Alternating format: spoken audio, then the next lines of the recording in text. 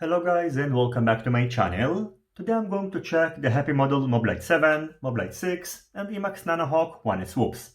Since these micro quadcopters are very similar, I've decided to review them all together in a single video, which hopefully will help you to make up your mind which one, if any, is the right one for you.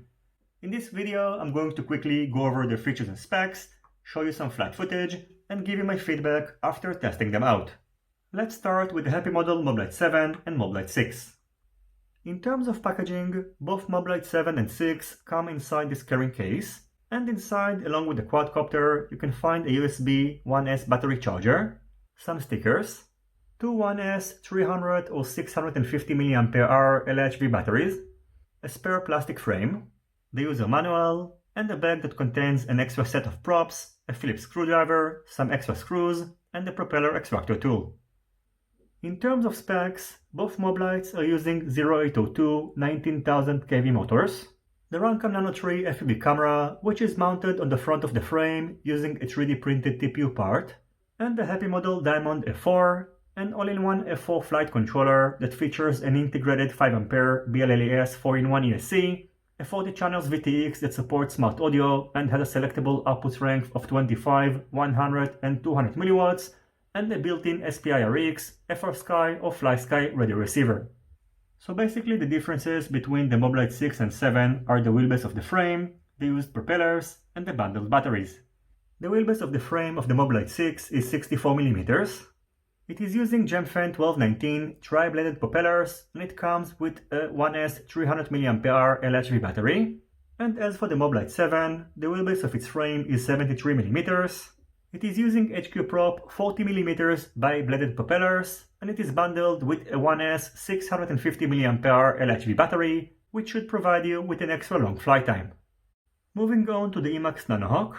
In terms of packaging, inside the box along with the quadcopter, you can find a 6-way USB 1S battery charger, a spare set of Emax Avia 1210 propellers, a 300 mAh 1S LIHV battery, which is using a GNB27 battery connector, two PH2.0 to GNB27 adapters that will enable you to charge the included battery using the provided charger, and a bag that contains some spare screws, rubber grommets, a Phillips screwdriver, and spare rubber bands for securing the battery. As for its specs, just like the Moblites, the NanoHawk is using 0802 19,000 kV motors and the Runcam Nano 3 FPV camera. It's using an F4 all-in-one flight controller that features an integrated 5A BLLES 4-in-1 ESC and a built-in Frsky D8/D16 SPI-RX receiver.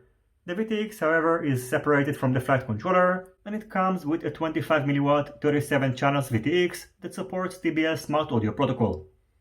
In addition, the thickness of the bottom carbon fiber plate is 2mm. The wheelbase of the frame is 64mm, and it features flexible and durable propeller protectors. The weight of the Emax NanoHawk is 20.9 grams, so it is heavier than the Moblite 6, which weighs 18.5 grams, and also than the Moblite 7, which weighs 20 grams. Now, after this introduction, I'm going to go ahead and give you my feedback after testing and crashing these micro quadcopters for the last week or so. First of all, in terms of flight time, using the included batteries, you can expect from both NanoHawk and Moblite 6 between 2 to 2.5 minutes, which is pretty much standard for this category. However, the Moblite 7, which is bundled with a bigger battery and using bigger propellers, will provide you with between 5 to 6 minutes, which is quite remarkable and is a major advantage, especially for beginners. As for durability, the big winner is the NanoHawk, which has a pretty much indestructible frame. Maybe it's not going to provide the propellers as much as protection as the Moblite 7 and 6, however, this is a very small quadcopter, and most of the chances that even if it's going to bump into something, it's not going to do any harm. As you can see, my Moblite 7 frame is already broken, and that's why it's great that they include a spare frame in the package. And as for the Moblite 6, on one of the flights, unfortunately, the antenna of the radio receiver got into the propellers and chewed down, and while trying to fix the antenna connector, I damaged the internal SPI-RX receiver, and luckily this flight controller still enables you to add an external one, but I recommend to be careful and try to protect the radio receiver antenna as much as you can, so maybe you can just glue it to the frame, as otherwise you're risking damaging the radio receiver antenna as well. In terms of performance, I also think that the big winner is the Emax NanoHawk, as this thing is very agile and fun to fly. However, keep in mind that out of the box, the rate profile is going to be set to rate profile number 1, which is designed for beginners, and in order to unlock the full potential of this drone, you have to change the rate profile to rate profile number 2.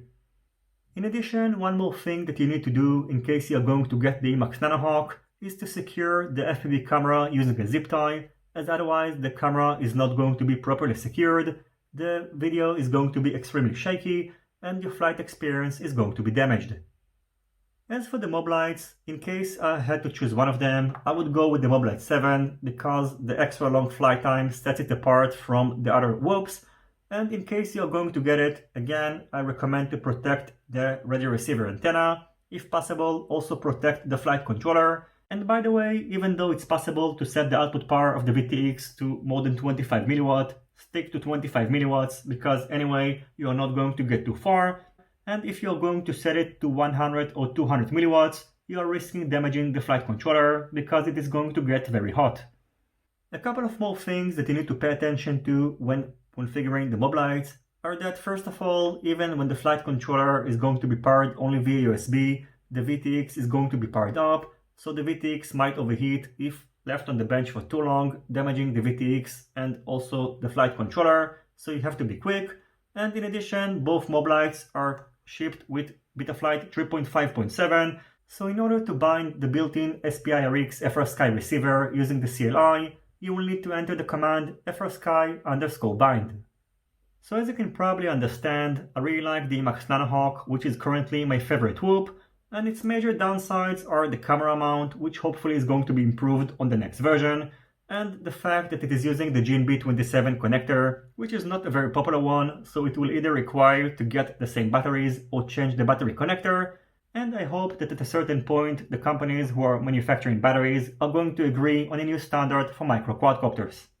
Anyway, that's going to be it for this video. I'm now going to wrap it up with some flight footage, and as always, if you have any questions, feel free to ask them in the comments section down below. Don't forget to leave a thumbs up if you like this video, and consider subscribing to my channel and hitting the notifications bell if you're not already subscribed.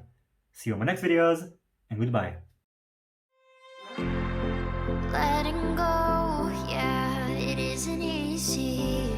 Two hearts slowly breaking. Living the highs and lows, I'm keeping busy. Don't know if we're worth saving.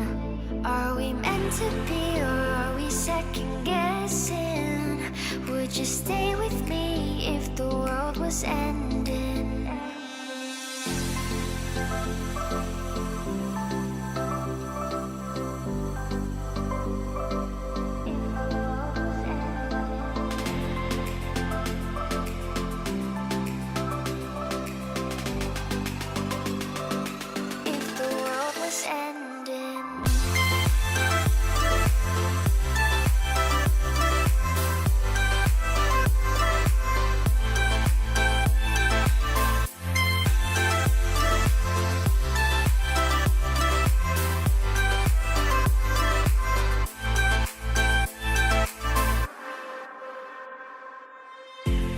It's getting late.